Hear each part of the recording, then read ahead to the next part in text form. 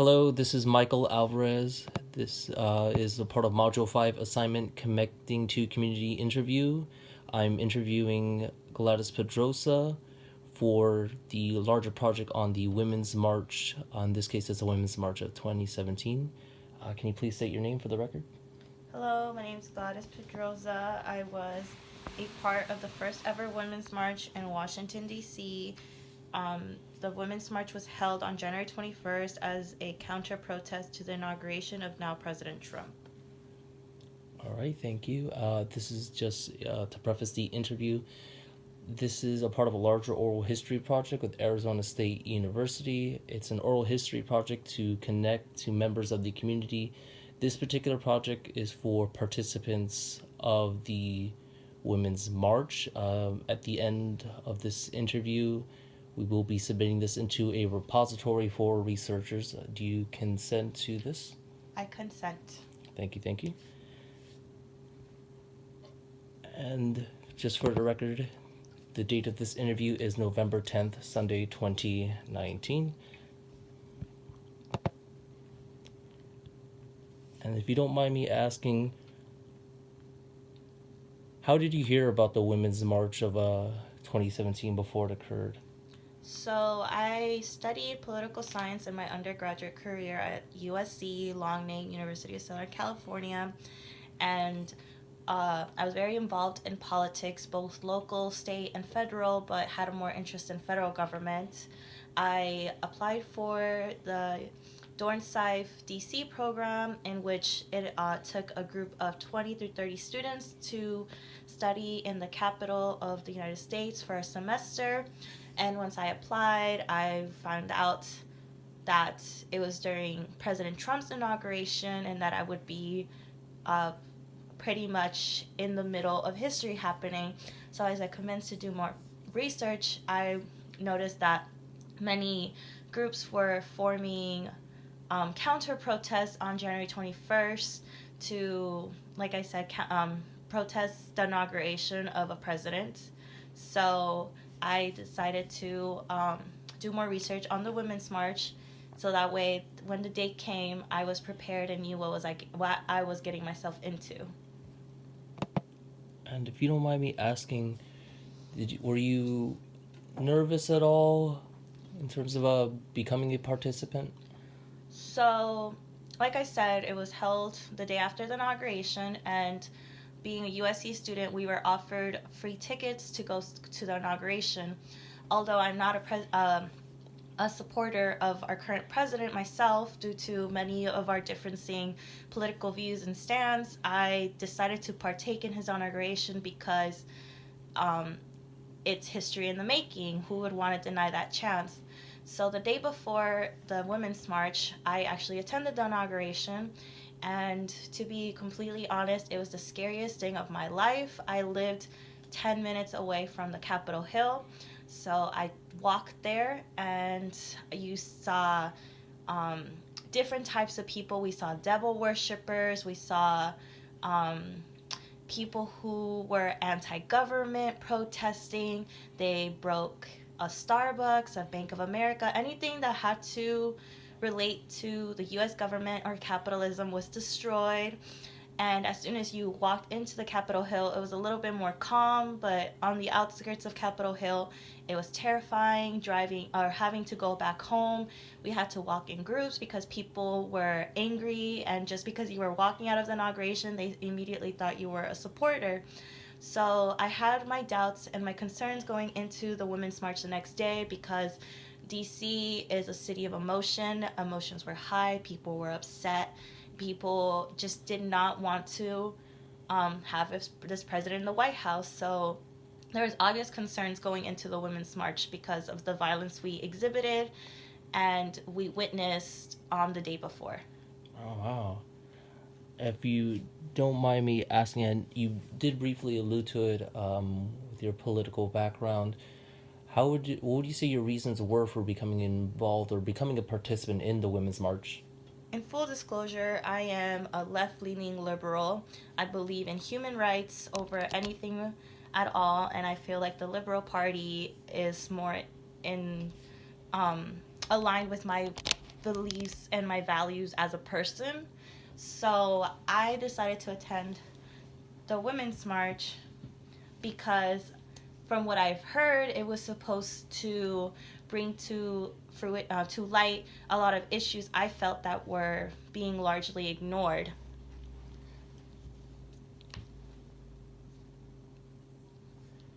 Okay. Um, if you don't mind me asking, what are some of the images, or what do you remember about the day of the Women's March? Your recollections of how it unfolded, or just what stood out in your mind?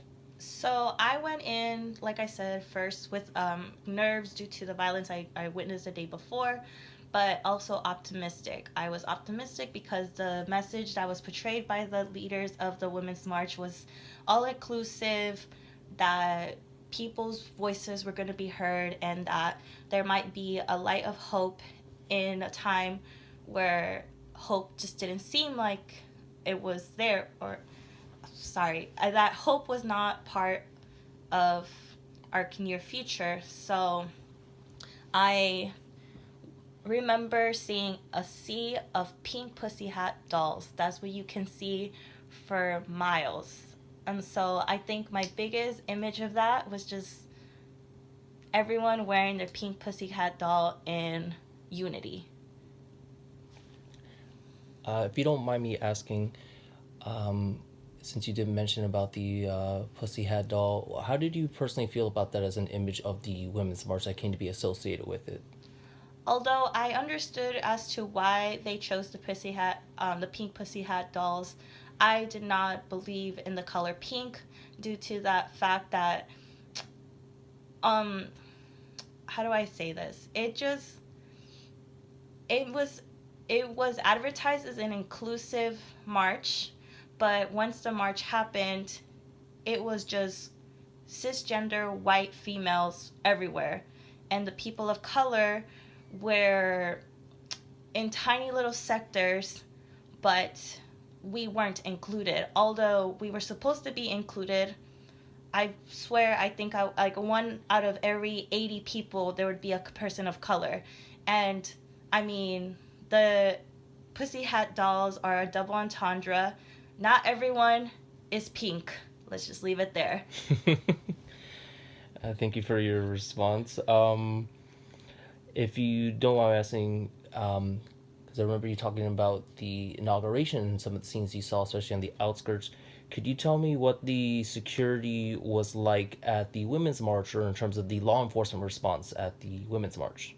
Well, because of the proximity to the White House, the Capitol Hill, and the Supreme Court House, we had FBI, we had um, DC police, we had White House, um, what are they called? I guess police, whoever, the law enforcement that deals with White House, and their whole officials and stuff.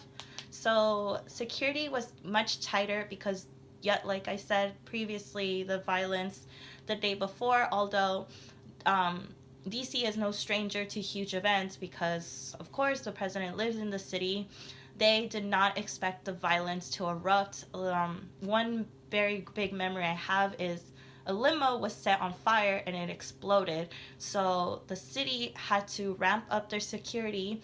And although we were protesting in the streets, um, police followed and watched us at every move because of the fears that violence can escalate again, and they just didn't want more damage to the city because it was just stores and businesses and people were just getting hurt the day before. They didn't want to add more, not, I guess, casualty. Well, people were getting hurt, so they didn't want more people to be hurt. And then, in your personal opinion, do you feel as if this response was appropriate law enforcement, or do you feel that it was heavy handed? It was definitely appropriate because if you weren't at the inauguration, you did not understand the violence. CNN, Fox News, MSNBC, any news media can cover it one way or sort. It was definitely much different if you were there and you witnessed it and you experienced it by yourself. So although it was reported as being heavy-handed, I thought it was very appropriate because of just the sheer violence the day before. People were just angry, people were upset, people were scared, and when those emotions are high, people will kind of throw logic out the window and, you know, do dumb things that can ultimately hurt people. And we thought it was I personally thought it was appropriate. Just to follow up on that question, given the scenes that you saw on the day of the inauguration, how would you say the conduct itself was of the Women's March? Would you say it was largely peaceful, or how would you describe it?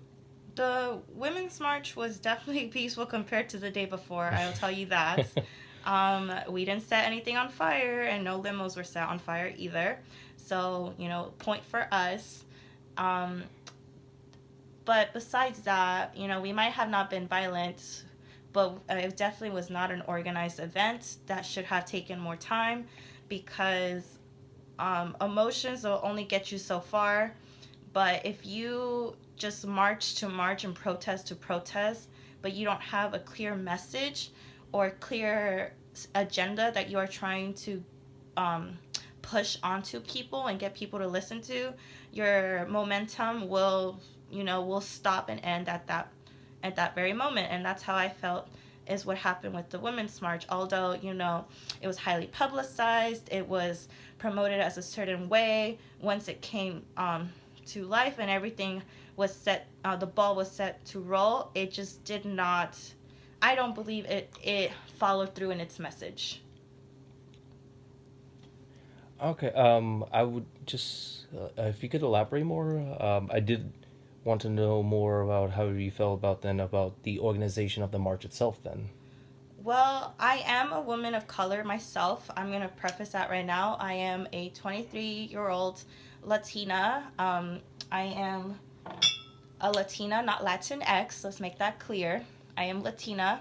So I believe in immigration. I believe in human rights. I believe in women's rights. I believe in overall that human beings should be treated better than we are currently being treated. So I went into the Women's March very optimistic because I heard that immigration was going to be spoken about, that women's rights, reproductive rights, and just overall the rights that have been trumped by President Trump himself were supposed to be advocated for.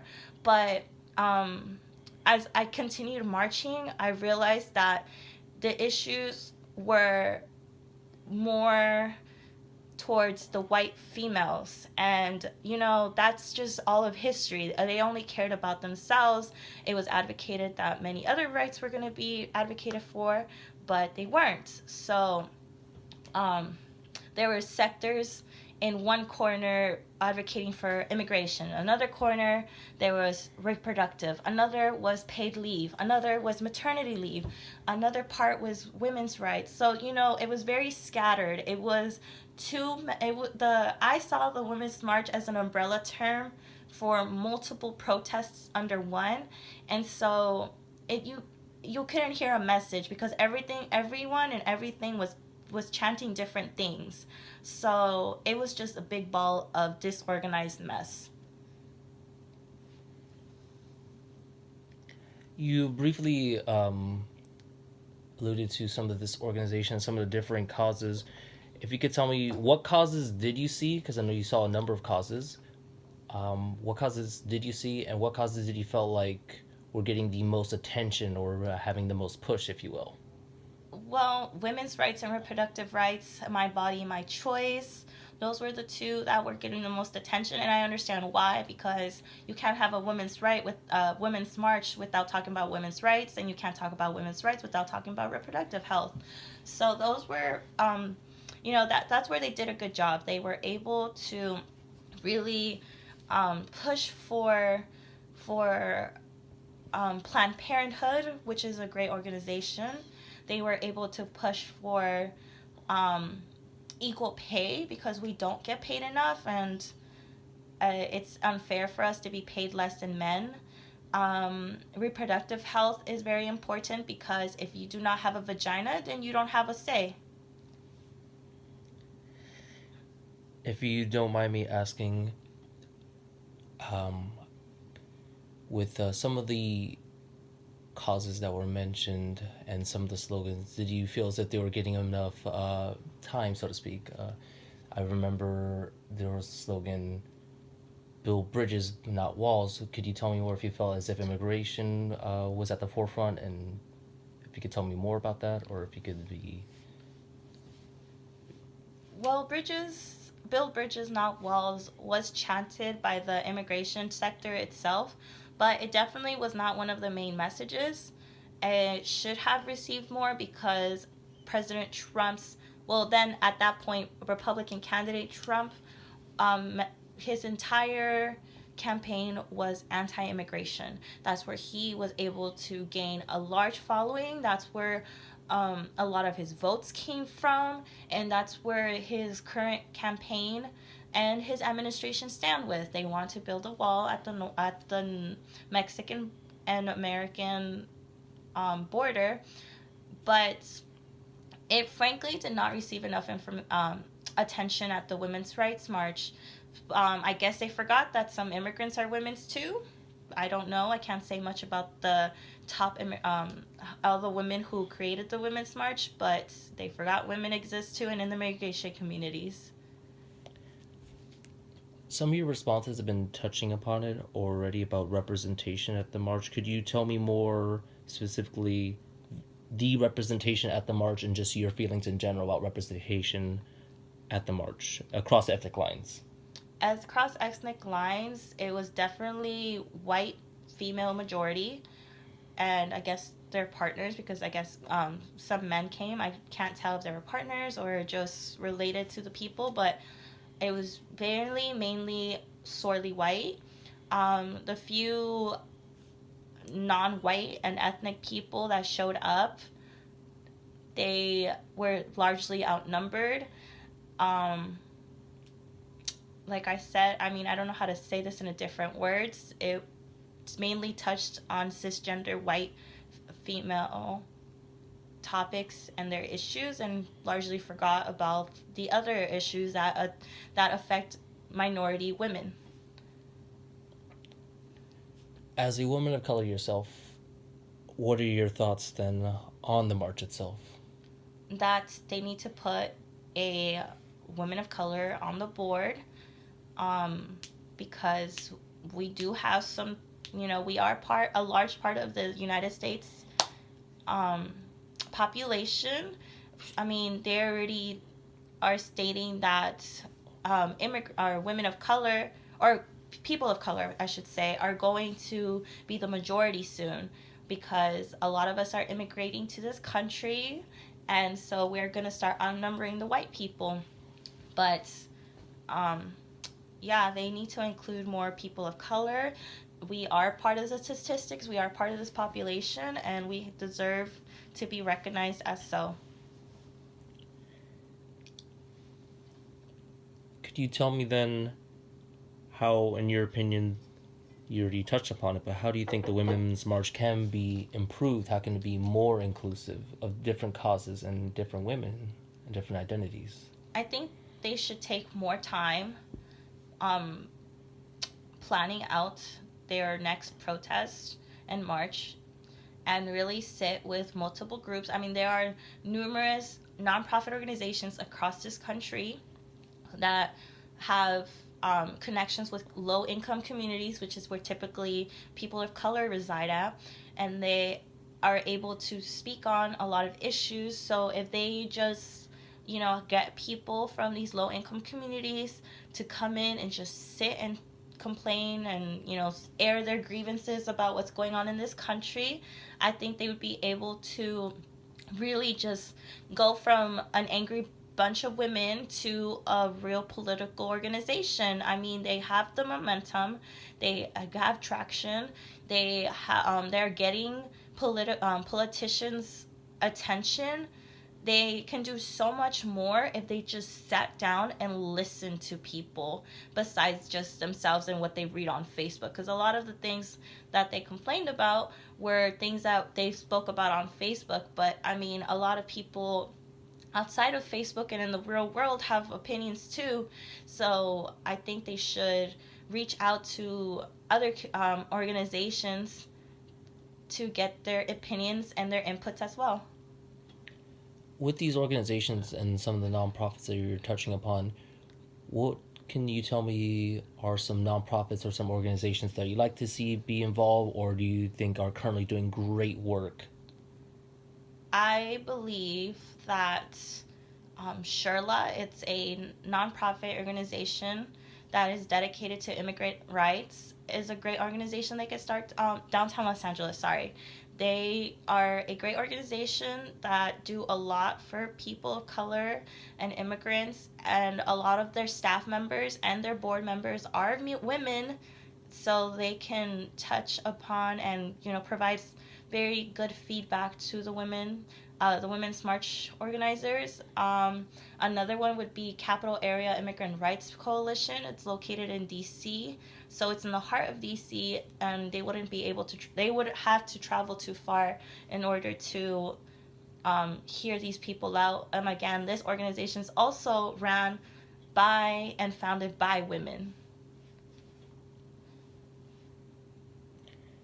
And with some of these nonprofits that you'd mentioned, and even you discussed immigration before, what causes you think can be brought more to the forefront of the march that we're lacking, I should say, in your view, and that could be brought to the forefront? That's a good question. Well, I've mentioned before immigration just because I'm a strong advocate for immigrant rights. A lot of women in the immigrant communities are unfortunately victims to sexual abuse. They're victims of sex trafficking, human trafficking, and a lot of other unspeakable and just horrible things that I don't even want to mention because I can't even think about the things they have to go through. So, just immigration would be great to bring to the forefront because Trump has made that a large part of his campaign. So I feel like organizations should really counter that if they have this much attention from politicians. Another issue they should bring to the forefront is voting rights. People people of color in the South and rural areas are um, they're being banned from voting for many reasons. Felons who have already served their sentences are also being banned from voting. So, what's the purpose of being a U.S. citizen if you're unable to vote and have a say in the country and in the government that you are presiding in? So I think those two issues are mainly the important ones: voting rights and immigration. Specifically with voting rights, and you're talking about felons as well as others in the South, do you think there is a concerted effort at voter suppression, or voter suppression continues? Definitely, as of recently, what I know of is that Facebook allows for um, political ads that may spread quote unquote fake news. Um, Representative Alexandria Ocasio Cortez brought up a good point when she was grilling Zuckerberg, was that a candidate can, what's the word, put out a campaign with the wrong date to go vote. So, although we all know that November 6th is the date to vote, they could be voting November 7th. They could be putting November 8th. They could put a date that they would like. So someone who, hasn't voted before and is finally has the courage to go out and vote, and they see this Facebook ad and they're like, "Oh, it's November 7th. I'm going to go that day. I'm going to request it off. I'm going to go and exercise my right as an American citizen." And they show up a day late. Their vote doesn't count. So, yeah, there are some efforts that show that that voting rights are being, you know, taken away from citizens. You had mentioned Facebook, especially in terms of fake news and their continued use. Do you think there is a moral or ethical obligation by such companies to, uh, I guess the word, combat against this? Um, yeah, I mean, there are organizations that spread lies, but the Women's March started on Facebook. It was a group of women who were just tired of the status quo. We're tired of, you know, pay inequality, of being told what to do with their bodies, of being told that you're a woman, you just don't understand. This is a man's world. So, although Facebook is a tool that can be used for fake news, Facebook is also a tool to create political organizations and movements. So, for every good um, thing in the world, there's always going to be a bad thing in the world. And we just gotta continue supporting and encouraging for good movements and um, use them to trump the bad movements. You had mentioned her earlier, Alexandria Ocasio Cortez. Do you believe someone like her, or or rather, I should rephrase the question: who would you like to see more involved in terms of women that are currently in politics, in terms of being at the forefront of the women's march? Do you have anybody that you would say that you'd love to see them be involved? You can see them being a great presence. She's not a politician, but I'm still gonna put her out there. Former First Lady Michelle Obama. I mean, she's a she's an Obama. I don't need to say anything else. She'd be great to have in the front. She's a woman of color. She came from the South Side of Chicago. She wrote an amazing book where she detailed her life and how her experiences with racism and how she was able to put on a thick skin and just move forward. She's always talking about young girls um, going to school and gaining an education and being whoever they want. That is someone that can be just instrumental to the Women's March. Um, President Hillary, I'm not sorry, should have been President Hillary Clinton, former Secretary of State Hillary Clinton, and former First Lady. She would be great because, she has her downsides as a politician. She had to survive in a man's world. She is an inspiration to many because she came from nothing and she did her bid and tried her best to win this on and become the first women president, and that's just an inspiration for many because just 50 years back we wouldn't have never thought that a woman could ever run for president. And my last choice would probably be, I know it sounds cliche, but a spokesperson from Barbie, because Barbie literally teaches girls at such a young age that you can be anything. You can be a doctor, you can be a scientist, you could be a veterinarian. I mean, although they are toys, um, they have really refocused and remodeled their approach to from being, Barbie goes shopping, Barbie has a brand new car. Barbie's in Malibu, and Barbie has husband Ken. She is now a teacher. She's now, I believe they have an astronaut Barbie. I'm not sure. They have just so many things that she can become. And Barbie inspires young girls and stays with them throughout their adolescence, their adulthood, that they can be whoever they want. And I have myself a Barbie lawyer, and that's what I'm pursuing. Would you say then representation matters even at a young age? Representation 1000% matters because if young girls saw more girls that look like them and they saw them in powerful positions, they would be like, although my current circumstance sucks, I don't have the same opportunities as a people in the neighboring zip code, like say people from South Central Los Angeles and people from Beverly Hills, although they're not in the same circumstances.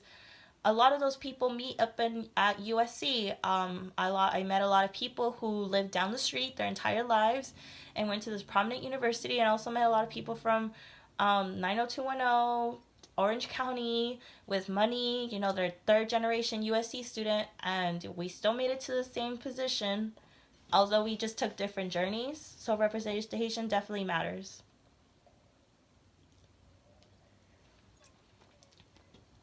If you could tell me, in your opinion, just to circle back a little bit, you mentioned it briefly before, but what do you think the Women's March, at least the Women's March of 2017, what did it achieve in your opinion, or what were some successes? The successes were definitely that it gained a lot of attention. It was the day after the inauguration. Great job securing that because the city was already in such high tension, and the Women's March organizers were able to, you know, protest or exercise their First Amendment rights and protest. They were able to do it peacefully. They were able to do it in a manner that um, garnered a lot of attention. And, ever since then, I think we're on year number 2, approaching year number 3 of the women's protest. And it started in DC, and now it's spreading to all of the huge cities in the United States. So the ability to keep the movement going, because a lot of people are angry for a short time and don't do anything about it. They're able to go on to year 3 soon enough. So, kudos to them.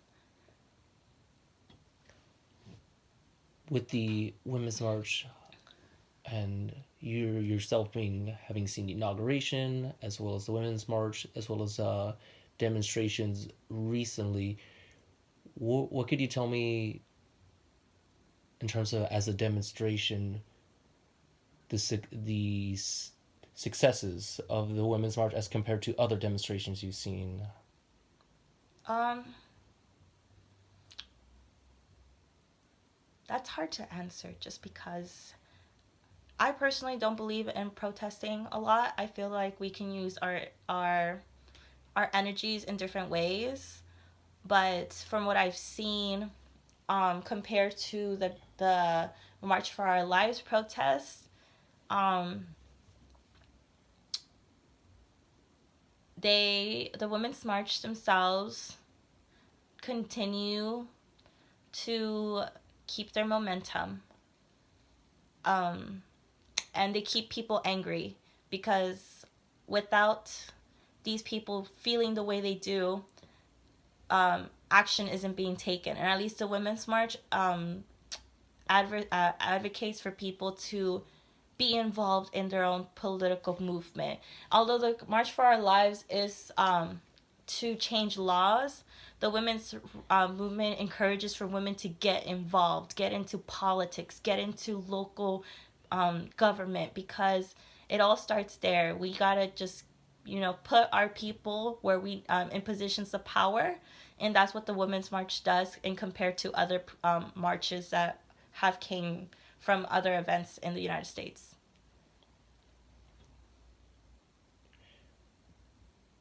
You had mentioned martial with legislation as well as briefly as well as other parts about specific legislation. With given your political and legal background, what is some legislation that you'd like to see the Women's March address, or just legislation in general that you think will be beneficial for women, or at least the communities you can speak on? Abortion rights, 1000%. If you do not have a vagina, you do not have a say. If you do no uterus, no say. That's all I gotta say. Because if they can, um, strike down these just super invasive and over the top abortion laws, like the ones in Alabama where you can't abort once you hear a heartbeat, um, and they can overturn that and finally let women have their say what to do with their bodies. That'd be a huge achievement, because women have been having to do things in secrecy, having to do them dangerously, having to cross state lines just to get an abortion, because a lot of these circumstances, a lot of these women, um, one, they either don't want the child because they can't provide for them. So why bring a child into a world that you cannot provide for? Like, you don't have money, resources, etc. to provide for that child. That's just gonna make you and the child miserable. Another is unfortunately rape. It could be incest. It can be unwanted advances and you were unfortunately sexually abused. There's just so many different cases, and to make abortion just straight up illegal in some states is ridiculous. So to reiterate, no uterus, no say. As a Latina yourself, and as a Latina, I believe, of Mexican and Puerto Rican background, correct? Yes. Um, what are some issues that you think or you believe are currently facing Latinas today in the United States or even in Latin America, if you will? Um, Colorism for sure. Women that are lighter are treated better than women that are darker. Um, Colorism, racism, that just because I look a certain way, I must be illegal. I'm a first generation. I was born here. There's no way I can be illegal. I'm more American than a lot of my counterparts. I can at least recite the first 10 Amendment rights. I know the Constitution like at the back of my hand. I've lived in DC for a couple of months. The White House was my backyard. I interned in DC. A lot I steps away from Capitol Hill, and Supreme Court House was pretty much my playground. I would go in there every day. A lot of people can't even say that. So, just I believe colorism and racism are the two prevalent issues that a lot of Latinas are facing. On top of pay inequality, disadvantages in education, um, just there's so many crises. It would take another 45 minutes just to name all of them. At least I appreciate you talking about them. How do you think then Latinas could be greater? Let me rephrase this. What are some ways you think Latinas can get involved within the women's march, or make sure their voices are heard or put at the forefront? I think a good example of that would be Representative Alexandria Ocasio Cortez. Although she is a woman of color, and I might not be the biggest fan of her due to just our little differences. She was able to do a green I'm sorry, she was able to start a campaign as a bartender, or was she a waitress? One of those two. She started in the restaurant business, and now she lives in DC and represents her home community. She did it from scratch. She started from the bottom and she worked her way up, and now she is a prevalent voice in Bernie Sanders' campaign. It shows that women of color, not just Latinas, honestly, like Representative Ilman Omar. I'm sorry, I butchered her name. I don't really know her. But women of color recently, were elected into the House of Representatives, and they're bringing a lot of cultural opinions to the House of Representatives, and we need that. We have been ran by white men for super long time, since the birth of our nation, and women of color, regardless of heritage, like although I am Latina, I believe African American women, um, women of Middle Eastern descent, women of any descent, they should get involved in politics, because these men are telling us what to do, and they don't understand the daily struggles of being a woman. They think it's easier because we might have a pair of tits and we get whatever we want, but that's not true. We have to work twice as hard to be paid 80 cents to a dollar of a man. How is that fair? Just women of regardless of race, ethnicity, their pronouns. Just if you believe you're a woman, you should be involved. Period.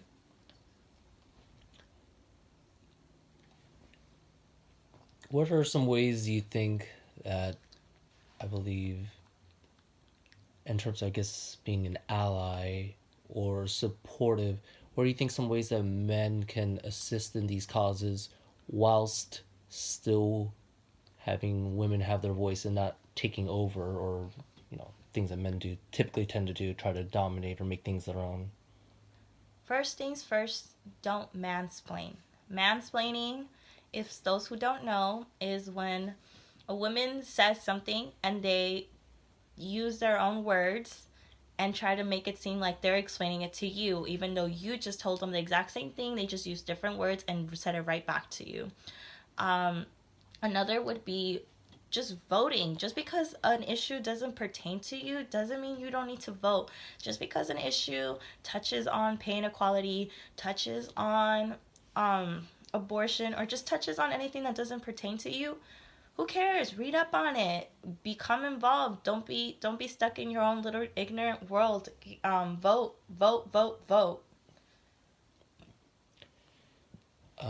If I can be more specific, I guess, or focus more, what are some ways you think specifically Latino men can do more? Or what are, not only can they do more, but what have you seen their shortcomings have been? Well, as a whole, I don't think it's typically like, as a little background, Latino culture is very focused on men. Men usually get the preference, so men get what they want, and women are submissive. And if we speak up, we are seen as troublemakers and told to get back in line. With that being said, women and men are both at fault because we don't challenge the status quo. Men enjoy their position of being favored, but women also don't speak up in the fear of being seen as the black sheep in their family or in their communities. So, in turn, what I believe men and women can do is just challenge the status quo. Um, my I grew up with my grandparents because unfortunately my biological parents had me at a young age and couldn't take care of me. So I grew up with how do I say them in English? I could only say it in Spanish with the rancho beliefs. So with what that means is I grew up with a very like old school mentality that men should work and women should stay at home. And I was taught many bigoted values, like for example that homosexuality is against our beliefs, that the LGBTQ community shouldn't be taken seriously, amongst many other things, and that I should just fall in line and get married, have children, and stay home and take care of my husband and my kids. And for a long time I believed that, but as I got more involved into my education and I, picked up reading more and taught myself the English language, I realized that although my parents meant well, or my adopted parents meant well, they were teaching me a lot of backward as beliefs. So as I educated myself and I learned a lot of their bigoted values, I was able to turn back and teach them um, how to undo their own bigoted values as well. Slowly but surely, my parents are more and more accepting of LGBTQ people. Slowly but surely, they know that although I'm 23, I'm not going to get married or have children anytime soon, and not to hold their breath about that, and it's okay. And I'm going to pursue my career, and they have no choice but to either support me and I'll take care of them until the end of their lives, or they don't support me and we'll see how it happens. So ultimately I just think that we need to educate ourselves more, and um although it's definitely a challenge, we need to educate the older generations because they in Latino culture we're supposed to show them respect, and we don't want to disrespect them by saying you're wrong and this is what you're doing is wrong, but do it in a more polite manner in which we educate them and tell them like, hey, I understand that this is how it was back in the home country. Times are changing and you can't say a lot of the things you say in public because it's not only demeaning, but it also takes away human rights. And, we're fighting our own battles, trying to gain our human rights. So why would we take those away from people? And like I said, it's a battle, but I think, but just educating ourselves and them, we will be able to um, overcome a lot of the issues that we are seeing in our communities and in our country. Where do you see the Women's March going in terms of like its future? What are your hopes for its future? Okay, I'll start with the first ladder of the question. Where I see the Women's March going is in a positive direction in which they can successfully advocate for women's rights and hopefully abortion rights. But, they can start with the pay inequality in this country and move along from that. I think they have a large audience that they can use for their benefits. So I see them moving in a positive direction. Maybe, they can have some structural or interstructural rearrangements in which, they invite more people to the table. And my hopes and dreams for them, for the Women's March, is for it to be more inclusive. Like in their original Facebook message said, inclusivity is important. Well, keep up with your promise. Please be more inclusive. Women of color are also part of this country, documented or not. Um, whatever beliefs they might have themselves, there are other people beyond white people that can bring a lot to the table. So I really just hope that they use their momentum and their huge audience for good. Given your political and legal background, what are some ways you believe that women right now can engage in the system or engage in some sort of political activism in these times and in their communities? Simple. Continue existing, because a lot of men find our existence just, a protest in all in itself. They think that women are just, um, they're just speaking out of emotion, that we might be on our menstrual cycle or periods and we're just angry about it, or that we just, we just are looking for something to complain about. But that's not true. We are angry, we're upset, we're not listened to, we're often silenced, we're not paid enough. You know, it's hard to explain it. It's just we're so angry about things. Women should just continue existing and get involved in our political system. Vote every November 6th whenever there's an election. Register yourself to vote. Register your friend. Register whoever is around. Um, and get out of your own ignorant bubble. Although, sometimes ignorance is bliss. We need to step out of our comfort zones and simply get involved. And if that just means sending one person a message saying, hey, check out this link, it's about XYZ issue, that's just more than enough. Because, if you educate one person, that person will educate another. And it's just a domino effect. If you continue to educate people, people will, you know, um, they'll just step out of their comfort zones. And that's what we need. People to not be living in this comfort zone, to be uncomfortable with the status quo. Because without this, with this uncomfortable feelings, people will act. And that's what we need. We can't stay idle anymore.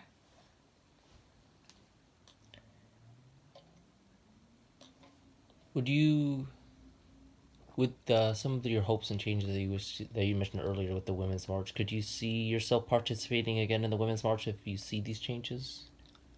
Um, I personally cannot, just because although I believe in everyone's right to protest and use their voice in their own way, I personally do not feel that protesting every single year is very um it's not productive. I believe, well, coming from a political science background, I believe that where I can personally make a change is either in law or politics. If I can just change one little girl's view and be like, she is like me, mom and dad had her at a young age, had to be adopted, had to learn the language at English language at age 7, had to eat hot dog with white breads and ramen noodles for most of the nights because we weren't able to afford food, having to sleep in just horrible conditions. But she still made it to a university. She's still able to go to law school and eventually become an attorney and get into politics. That's what matters to me, is that I can inspire one person, because that person will then inspire someone else, and we can change the world. Your last response was definitely telling, and you already said quite a bit, but I just want to hear more. As you said about voting and inspiring people, this to me this all has a purpose. And if you don't mind me asking, um, what are your hopes? What do you wish to change? What are your hopes for women and this country overall? That they stop being so idle and content with what's going around, because we're letting white men dictate what they should, how we should look, we should dress, how we should be paid, what jobs to have, um, and amongst other things. I think women should. I mean, we're capable of a lot of things, and if they'd just, you know, just just simple things like posting articles on Facebook that talk about issues that are important to them. Just that one simple link can, open someone else's eyes. If you want to be more radical, getting involved in political campaigns or starting your own political campaign. There's just so many things women can do that don't require a lot of effort, but can just do so much for this country, because women can do a lot for this country. There's women who are fighting in our wars. There's women serving in our local governments, in our federal governments. There are women who do, who, I mean, even the women who clean our restrooms have a lot to contribute to this country. If we just used our energy to create change, we'd be able to do. This country would be much better off than what we're currently in. All right, mm, that's most of the questions that I have to ask. Typically, me personally, I typically like to do this towards the end. Do you have any questions for myself or about this project or about how any of this information will be used or stored? Um, Give me a second. I didn't know there was going to be a questionnaire at the end. um, no, I think mostly it's me airing my grievances about my experience with the Women's March and hoping that this information is used, because, like I said, the only reason I went to the inauguration was to be a part of history. And if this means if this interview is a part of history, then I'm more than happy to contribute my time and my opinions. Thank you. Do you have any final thoughts or anything that you feel that wasn't addressed or you want to talk about? Let's just vote. Let's just see everyone as a human before we see color, political stance. Um, just, we're all humans. I don't believe in races. I think we're all human beings before anything else. So, let's just show some common respect for humans. That's it. Thank you. I appreciate your time. Um, and I appreciate you taking the time out to conduct this interview with me. Thank you for having me. Thank you.